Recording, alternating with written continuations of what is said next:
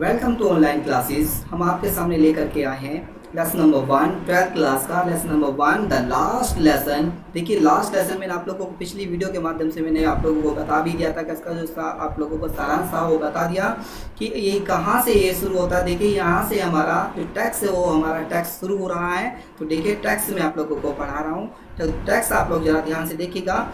तो उसमें क्या कहा टैक्स के लिए कि I started for school very late that morning and was in great and dread of a scolding, specifically because Hamel had said that he would question us on participles, and I did not know the first word about them. For a moment, I thought of running away and spending the day out of doors. If it was so warm, so bright, the birds were chirping at the edge of the woods, and in the open field back the swimming, the Persian soldiers were drilling. It was all much more tempting than the rule of participles, but I had the strength to recite and hurried off to school. देखिए मैं आप लोगों को पहले इसका word meaning को बता रहा हूँ कि इसके वर्ड मीनिंग जो है आप लोगों को कैसे हैं। देखिए क्या क्या इनका अर्थ होता है, तो वर्ड मीनिंग देख लेंगे। तो उसने कहा है तो इन ग्रेट ड्रेड ऑफ, इसका मीनिंग होता है in a lot of fear of, बहुत भयभीत था। और स्कोल्डिंग का मतलब होता है एंग्री, रिब्यूकिंग मतलब डांट डपट।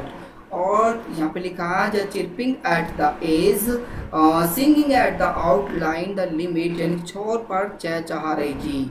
कौन, जो चिड़ियाएं थी तो उनकी वो बात कर। वुड्स का मतलब होता है जंगल, और टेम्पटिंग का मतलब होता है अट्रैक्टिव, बड़ी आकर्षित या लुभावनी, वो इस प्रकार वो कह सकते हैं। और the stand to the resides, उसने कहा कंट्रोल ओवर सेल्फ, आ से बोलते हैं हम लोग आत्मनियंत्रण। तो hide of ran more quickly, मतलब तेजी के से दौड़ा, तेजी के साथ वो दौड़ा। तो इस प्रकार वो यहाँ पर मीनिंग वो बता रहे हैं। तो देखिए जो हमारा जो यहाँ पर जो टैक्स है वो यहाँ पर शुरू हो रहा है, और टैक्स में वो बता रहे हैं कि उसने फिर कहा कि I study for school very let that morning and was in the great dread of scolding, specifically because हैमल had said that he would question us on participles, and I did not know the first word about them. देखिए उसने कहा कि जब उस सुबह की वो बात कर रहा है कि उस सुबह मैं देरी से स्कूल के लिए चला, तो उसकी वो बात कर रहा है। स्टडी का मतलब होता है चला, और स्कूल के लिए वेरी लेट, बहुत ही देरी से मैं स्कूल के लिए चला। दैट मॉर्निंग, उस सुबह, तो was in the great dread, मुझे बड़ा डर लग रहा था कि ऑफ स्कोल्डिंग, मुझे डांटने का बड़ा डर लग रहा था कि हो सकता है कि सर मुझे डांटेंगे।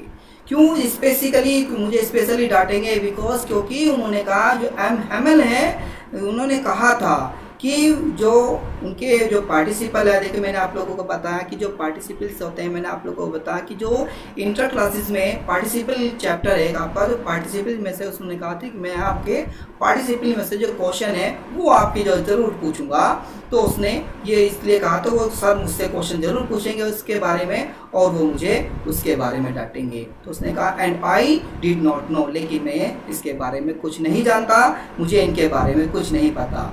द फर्स्ट मतलब पहला जो वर्ड है अबाउट दैम, उसके पहले वर्ड के बारे में भी मुझे कुछ भी पता नहीं है। कि फॉर अ मोमेंट, एक क्षण के लिए, तो आई थॉट, मैंने सोचा, ऑफ रनिंग अवे, एंड उसने एक क्षण के लिए सोचा कि मैं यहाँ से भाग जाऊँ, कि भाई मैं जाऊँगा, वो मुझे स्कूल में वो मुझे डांटेंगे, तो मैंने सोचा एक क्षण के लिए मैं यहाँ से भाग जाऊँ। एंड स्पेंडिंग द डे, और पूरा का पूरा दिन ऐसे ही बिता दूँ बाहर ही, ऑफ द डोर्स, मतलब उन दरवाजे से बाहर ही मैं वहाँ पर अपना पूरा का पूरा समय बिता दूँ। पर लेकिन वो क्या था कि इटवास वहाँ पर बड़ी गर्मी, मतलब कड़ाक अधिक गर्मी थी। सो ब्राइट, वो अधिक चमक रही थी, मतलब चमकीला, मतलब ऐसे कह सकते हैं। सो ब्राइट का मतलब था चमकीला ना होना, अधिक मतलब धूप अधिक थी यहाँ, उससे मतलब है। तो उसने कहा द बर्ड्स वर चिरपिंग, तो वहाँ पर जो पक्षी थे वो चहचहा रहे थे at the edge of the wood, यानी कि जंगल। अभी मैंने आपको बताया था यहाँ पर, देखिएगा फिर बता रहा हूँ फिर मीनिंग जो आप लोगों का। चिरपिंग एट द एज का मतलब होता है यानी कि छोर पर चहचहा रही थी, और वुड का मतलब जंगल। और उस जंगल के छोर पर वो सब चिड़ियाएँ जो थी वो चहचहा रही थी। तो उसने कहा इसमें का ये वुड का मतलब था जंगल में, and in the open field, और खुले मैदान में, बैक ऑफ द सा मिल्स।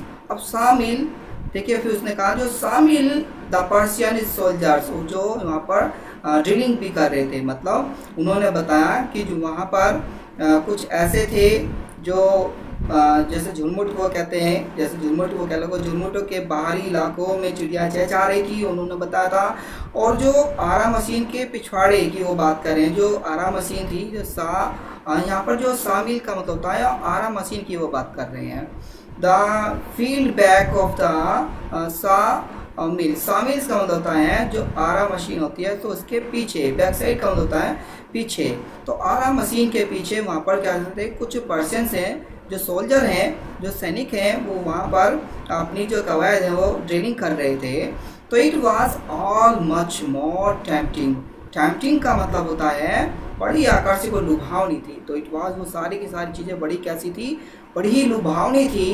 पर देन उसने कहा फिर भी क्या था, the rule of the participles, जो पार्टिसिपल के जो रूल थे, but I had strength to resides and hurried off to school. लेकिन मुझे फिर भी ऐसे डुबाने वाले दृश्य तो थे ही, लेकिन इसके मोह से मैं स्वयं को बचाने का मुझ में सामर्थ्य न था। मुझे ऐसे उसका जो लुभावना, मुझे लग रहा था कि भाई मुझे लुभा लेगा, मेरा सामर्थ्य नहीं था कि मैं इससे बच सकूं। पर लेकिन इसीलिए मैं क्या करा, मैंने शीघ्रता से मैं स्कूल की ओर चल पड़ा कि भाई मुझे अब स्कूल की ओर चलना, कि मैं इस मोह को मैं नहीं छोड़ सकता, जो ऐसे ना लुभावना दृश्य है मैं इसको देखूंगा, मैं स्कूल जाऊंगा। तो उसने स्कूल जाने का निर्णय ले लेता है।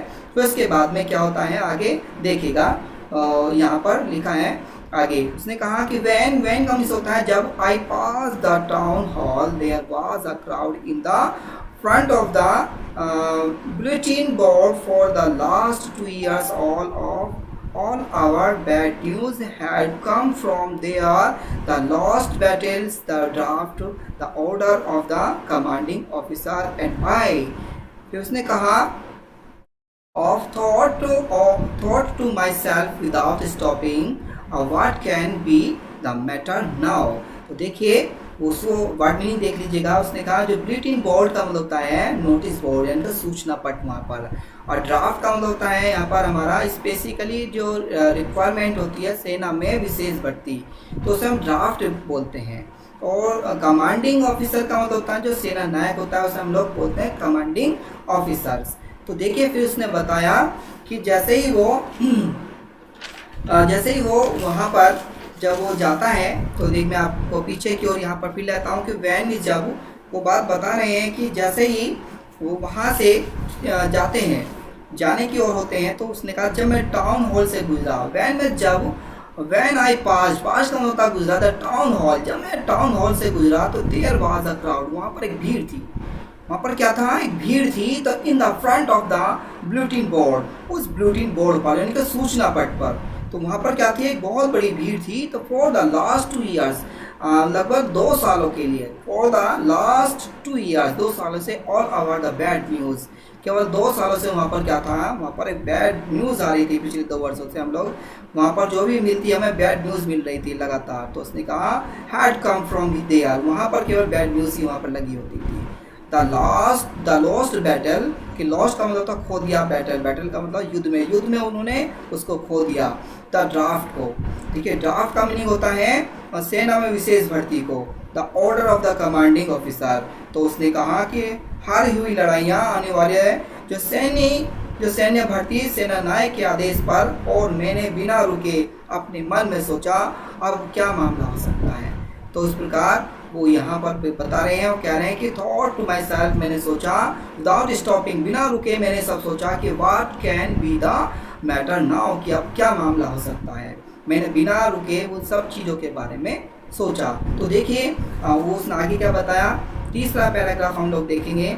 तीसरे पैराग्राफ में वो क्या बता रहे हैं। तीसरे पैराग्राफ में बताया कि then as I hurried by as fast as I could go, the blacksmith watcher who was there with his apprentice, the reading the bulletin, the called after me, no, don't go so fast, Babu. You will get to your school in the plenty of time. I thought he was making fun of me and reached M. Hamel's little garden all out of breath.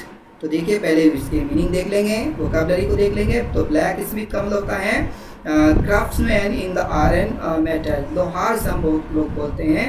और जो apprentice का मतलब होता है यहाँ पर नौसिखिया बोलते हैं उसे। बब का मतलब होता है उलझन व सोच में डूबा व्यक्ति होते हैं। In the plenty of time इसका मतलब होता है मस्ट टाइम, यानी कि पर्याप्त समय से हम बोलते हैं। उसने कहा ऑल आउट ऑफ ब्रीथ, यानी कि उसने कहा इसे हाँफते हुए बोलते हैं, ऑल ऑफ द ब्रीथ। तो उसने ये बात कही। तो देखिए फिर उसमें क्या कहते हैं वो। तो देन मीन्स होता है तब से, यानी कि जब मैं, देन का मतलब तब भी होता है जब भी होता है। एज मतलब जैसे, आई हार्डली जब मुझे जल्दी हो सके ताकि मैं उतनी तेज़ी से आगे बढ़ा। तो जितनी भी जल्दी हो सकी मैं उतनी तेज़ी के साथ में आगे की ओर बढ़ा। तो आई कुड गो, जैसे कि मैं आगे की ओर बढ़ा या वहाँ पर जा सकूँ, जितनी भी जल्दी से जल्दी हो सके उतनी तेज़ी से मैं आगे बढ़ा। तो वो बात कहना चाह रहे हैं कि I hardly by as fast as I could go the blacksmith, मैं उस ब्लैक स्मिथ की ओर, जिसने कहा यहाँ पर, तो जो हमारा वाच्य लोहार है उसकी ओर, तो जो अपने प्रशिक्षकों के साथ में। तो वाचर उसने कहा who was there the with his apprentice reading the bulletin the card.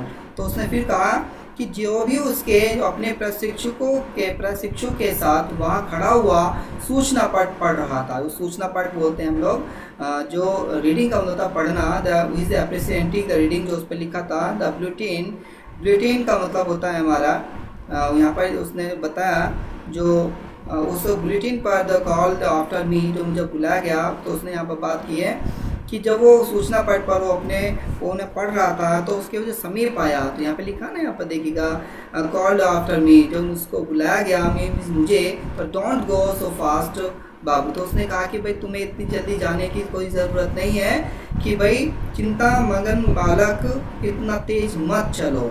तो वो इस प्रकार वो यहाँ पर क्या रहे थे, ब्लूटिंग द कॉल मी, जब उसने मुझे बुलाया कि डोंट गो फास्ट, इतना तेज मत चलो, you will get to your school in a plenty of time, कि जो तुम पर्याप्त समय में ही स्कूल पहुंच जाओगे, तो तुम्हें इतना कोई ज़्यादा जल्दी करने की कोई आवश्यकता नहीं है। तो आई थॉट, मैंने सोचा, दैट कि ही वॉज मेकिंग फन, ये ऐसा लग रहा था मेरे लिए एक मजाक है। And reach M Hamel's little garden all out of breath. तो उसने कहा, मैंने सोचा, मुझे ऐसे लगने लगा कि मेरा मजाक उड़ाया जा रहा है। मैंने सोचा कि वह मेरा मजाक उड़ा रहा है और मैं हाँफते हुए एम हैमल के छोटे बगीचे में पहुंच गया। मुझे ऐसे लगने लगा, तो इसलिए मैं वहाँ पर उस हैमल के बगीचे में पहुंच गया।